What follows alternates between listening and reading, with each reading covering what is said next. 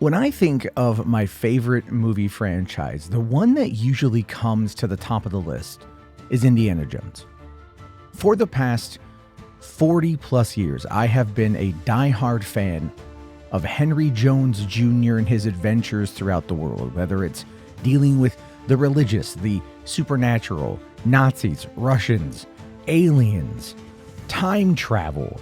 Anything and everything with Indiana Jones is something that I love. So I thought it'd be kind of fun to rank the movies.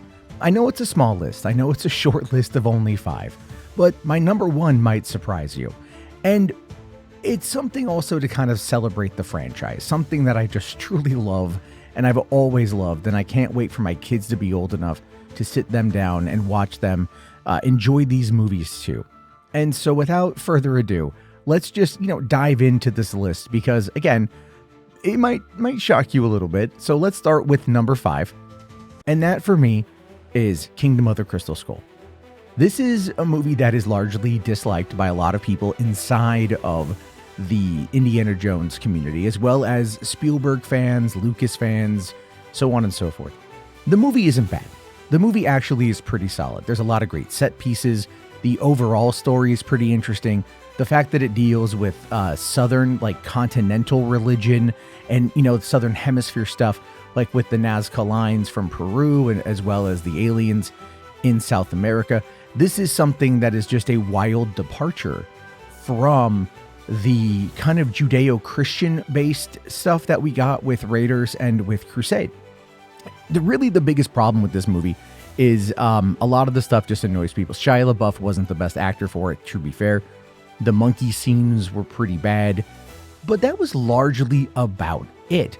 I think people just weren't ready for it at the time, and hopefully more people will come around to it as time goes on. A teacher? Part-time. Number 4 is Dial of Destiny. This movie came out a year ago, and I'm not going to lie, I was apprehensive about watching it. This was having a lot to do with just where I was mentally at the time, and where I was just with my love of movies at the time and the strikes and the frustration and everything else. And I was so excited to watch this movie, to see a de-aged Harrison Ford fight Nazis, to see whatever the adventure was from James Mangold. I mean, this being the first non-Spielberg directed Indiana Jones movie, this was something that was going to be huge. And in the final Indiana Jones movie, it was going to have to be a masterpiece. The movie is great. I loved it. I walked out of that movie teary-eyed and loving the fact that it was basically a sequel, a spiritual sequel to Temple of Doom. It's a movie that I feel a lot of people discovered on either home video or Disney Plus and have largely come around to how awesome it is. And it's truly a great Indiana Jones adventure with a real nice, sweet, happy ending and a great bookend to my favorite adventure on screen. Number 3 is The Last Crusade. I know. What? Are you kidding me? Yeah. This movie is perfection. This movie is amazing. The story of Indy and his father, albeit Sean Connery was only 13 years older than Harrison Ford when they filmed this movie playing his dad. It was kind of funny.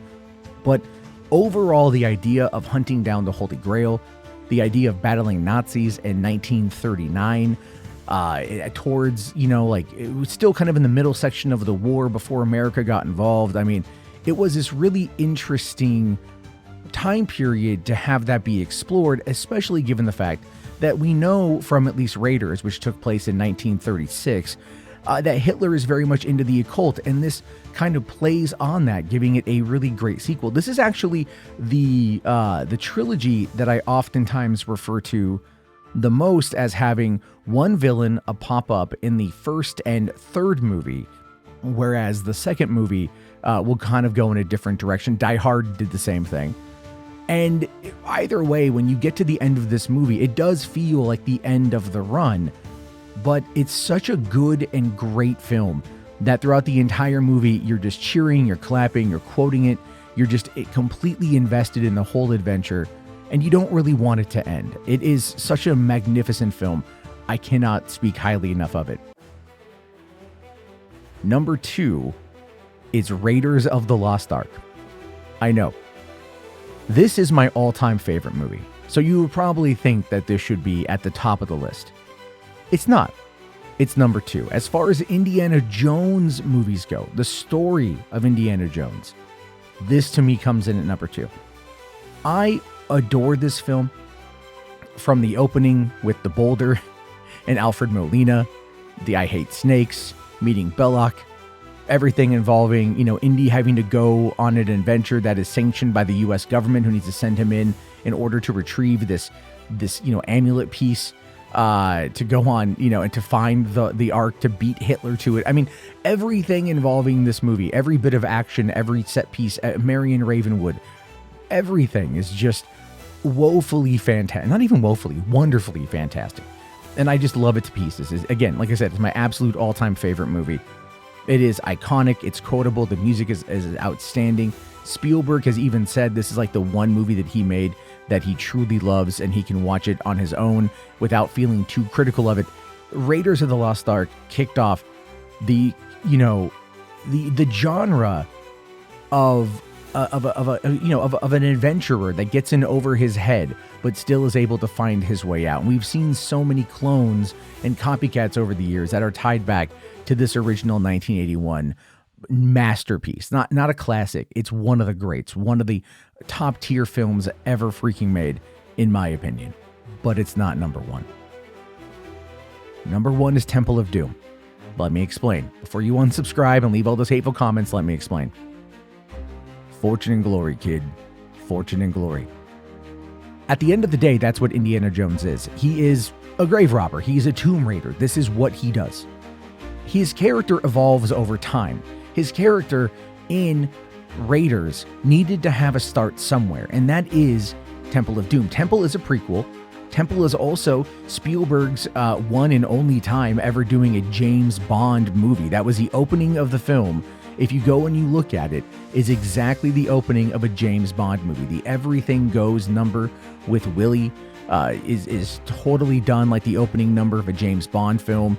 There's Harrison Ford, or there's Indy in like the white suit and the bow tie, and he's going up against these gangsters, and very much a situation where he should probably be killed, but he ends up surviving, and then going on a grand adventure to India to find the Shankara stones after they crash land. It's just a wonderful, wonderful movie that always got a lot of crap. It always got unnecessary crap, in my opinion. A lot of people just were like ragging on this movie left and right, always talking a lot of trash about it, saying it wasn't as good as Raiders or Crusade. And I'm like, look, as far as films go, no, it's not better than those movies.